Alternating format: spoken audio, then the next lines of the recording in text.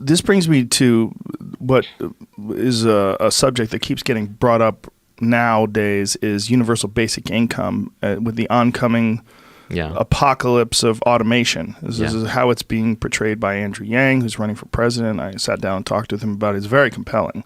And he's a very smart guy, and he's an entrepreneur himself. And when he starts talking about automation and how it's going to just eliminate massive amounts of jobs and leave people stranded, what do you? When I know you're a guy who thinks about the future, and I'm going to take the unpopular point of view on this. I think it's a non-solution to a non-problem. And I mean that in the sense that automation has been happening since the dawn of time. Man, when electricity came along, that put a lot of people out of work. Did it? Right? A lot of people carrying buckets of water and lighting lamps and all those kinds of things. And this was the concern with factories as well. Yeah, right? Everything. Literally every single thing that comes Even along. the printing press. Absolutely. Right? And what it does is it frees people up for new creative work. So the question is not, is automation going to eliminate jobs? There is no finite number of jobs. We're not like sitting around dividing up the same jobs that were around since the Stone Age. So obviously new jobs are being created, and they're usually better jobs, more creative jobs. So the question is, how quickly is this transition going to happen? And what kinds of jobs will be eliminated, and what kinds of jobs will be created? It's impossible looking forward to predict what kinds of jobs will be created. If I told you 10 years ago that podcaster was going to be a job, or that playing video games is going to be a job, or commentating on video games is going to be a job, you would have laughed me out of the room. Those are nonsense jobs, but yet here we are. So society will always create new jobs. Civilization creates new jobs, but it's impossible to predict what those jobs are. So the question is, how quickly is that transition happening? Well, the reality is, even though everybody keeps talking about this automation apocalypse, we're at a record low unemployment. Explain that. Where's the transition? Donald Trump. That's how it All I'm saying is it's I don't see it in the numbers. I don't see it actually happening. So the question is, how quickly can you retrain people? So it's an education problem. The problem with UBI, there's a couple of problems with UBI. One is you're creating a slippery slide transfer straight into socialism, right? The moment people can start voting themselves money combined with a democracy, then it's just a matter of time before the bottom 51 votes themselves everything in the top 49. And finally, in terms of the rate of automation, I think we can educate people very quickly. One of the myths that we have today is that adults can't be re-educated. We view education as this thing where you go to school, you come out when you're out of college and you're done. No more education. Well, that's wrong. You have all these great online boot camps and coding schools coming up. There are ones that will even pay you to go there now. You can educate people en masse, and you can educate them into creative professions. People who are talking about AI automating programming have never really written serious code. Coding is thinking. It's automatic structured thinking. An AI that can program as well or better than humans is an AI that just took over the world. That's endgame. That's the end of the human species. And I can give you arguments why I don't think that's coming either. People who are thinking, and I know I take the opposite side from some very famous people in this debate, but we're nowhere near close to general AI. Not in our lifetimes. You don't have to worry about it. Even in our lifetimes? Really? It's so overblown. It's a combination of Cassandra complex. It's fun to talk about the end of the world, combined with a God complex, like people who have lost religion, so they're looking for meaning in some kind of end of history. Right. The reason why I don't think AI is coming anytime soon is because a lot of the advances in so-called AI today are what we call narrow AI. They're really in pattern recognition, machine learning to figure out, like, what is that object on the screen, or how do you find this signal in all of that noise.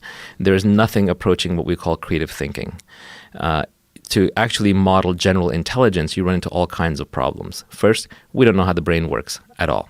Number two, we've never even modeled a paramecium or an amoeba, let alone a human brain. Number three, there's this assumption that all of the computation is going at the cellular level, at the neuron level, whereas nature is very parsimonious. It uses everything at its disposal. There's a lot of machinery inside the cell that is doing calculations, that is intelligent, that isn't accounted for.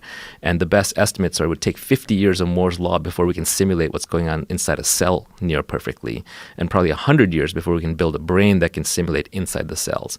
So putting it at saying that I'm just going to model a neuron as on or off and then use that to build a human brain is overly simplistic. Furthermore, I would posit there's no such thing as general intelligence. Every intelligence is contextual within the context of the environment that it's in. So you have to evolve an environment around it. So I think a lot of people who are peddling general AI, the burden of proof is on them. I haven't seen anything that would lead me to indicate we're approaching general AI. Instead, we're solving deterministic, closed-set, finite problems using large amounts of data. But it's not sexy to talk about that. If you're talking about mirroring the actual abilities of cells, or are you talking about recreating the actual mechanism? Like what is going on inside cells and biological organisms? Yeah, we just don't know how intelligence works. Right. We don't know. We literally have no idea. So most of the AI approaches basically say we're going to try and model how the brain works, but they model at the neuron level, which is saying this neuron's on, that neuron's off. Right. They're combining their signal. But I'm saying the neuron is a cell. Inside the cell, there's all this machinery going on that's operating the neuron that is also part of the intelligence apparatus. You can't just ignore that and abstract that out. You have to model it down to the inside the cell level. Like I said, nature is parsimonious. So we've got this 3-pound wetware object that can hold all this data. Nature has been very efficient in evolving kind of how we get there. I just don't think computers are anywhere close to that. Like they can hold that amount of data with that complexity, with like the holographic structure of the brain where it can recall in many, many different ways. And then I don't think you can evolve a creature to be intelligent outside of the boundaries of feedback in a real medium. Like if you raised a human being in a concrete cell with no input from the outside, they wouldn't have any feedback from the real world. They wouldn't evolve properly. So I think just dumping information into a thing isn't enough. It has to have an environment to operate in, to get feedback from. It needs to have context. But isn't that biological? I mean, if you have just all the information that people have accumulated and the lessons that people have learned, and you program that into the computer. Like if we can take a computer that can beat someone at chess, the real question was, well, can we make some sort of an artificial intelligence that can beat someone at Go, which is far more complex than chess? They figured out how to do that too, and that was a giant shock, right? These are still man-made, very closed, bounded games. They're not on the road to the unbounded game of life. They are completely artificial. But didn't that give you like a little bit of a pause? A little bit. Go is not Go or League of Legends or Fortnite. They're not completely deterministic. Right. But they're still very artificial, very bounded games. Being good at Go doesn't mean that you can then suddenly figure out how to write great poetry. Right. The creativity, for sure, is something that's creativity is the last frontier. So I do believe that automation over a long enough period of time will replace every non-creative job.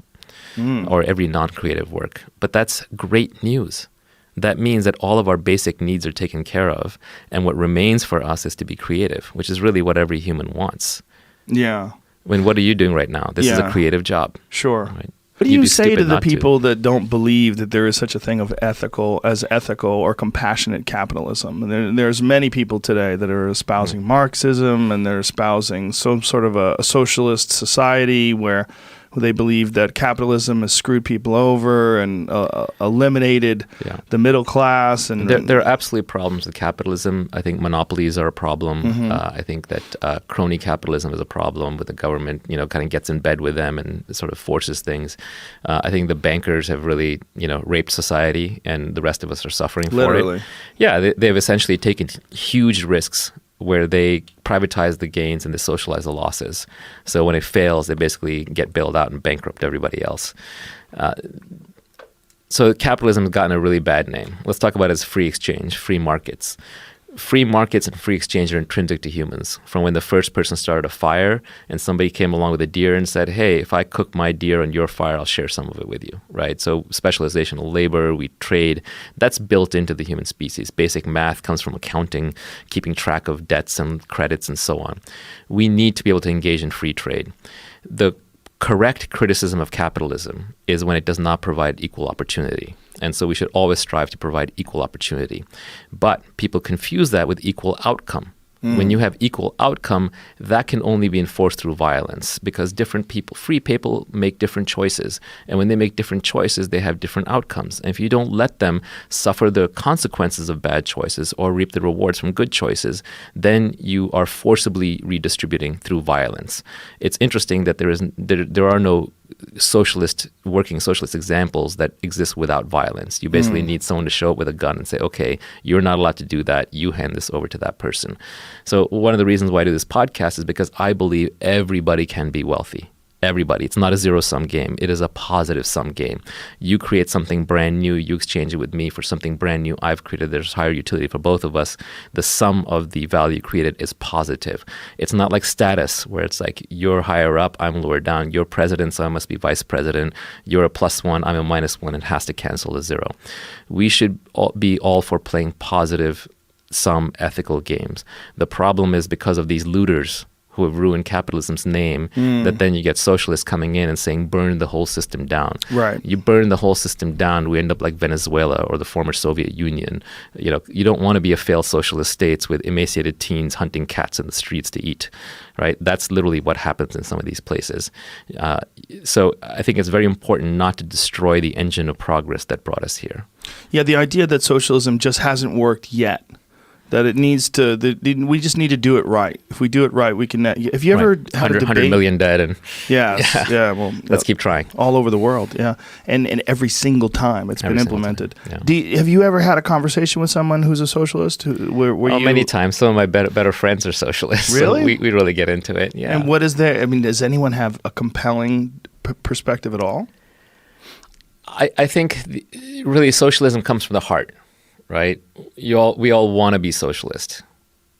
Capitalism comes from the head because there are always cheaters in any system. Yes. And there's incentives in any system. So when you're young, if you're not a socialist, you have no heart. When you're older, if you're not a capitalist, you have no head, right? You haven't thought it through. So I understand where it comes from. I always liked Nassim Taleb's framing of this, where he said, with my family, I'm a communist. With my close friends, I'm a socialist. At my state level politics, I'm a Democrat. At higher levels, I'm a Republican, and at the federal level, I'm a libertarian. Right. So basically, the larger the group of people you have massed together who have different interests, the less trust there is, the more cheating there is, the better the incentives have to be aligned, the better the system has to work, the more you go towards capitalism.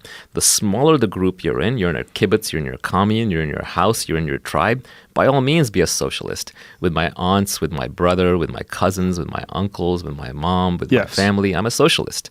That's the right way to live a loving, happy, integrated life. Yes. But when you're dealing with strangers, I mean, you want to be a real socialist? Great. Open all your doors and windows tomorrow. Please, everybody, come take what you want. See how that works out.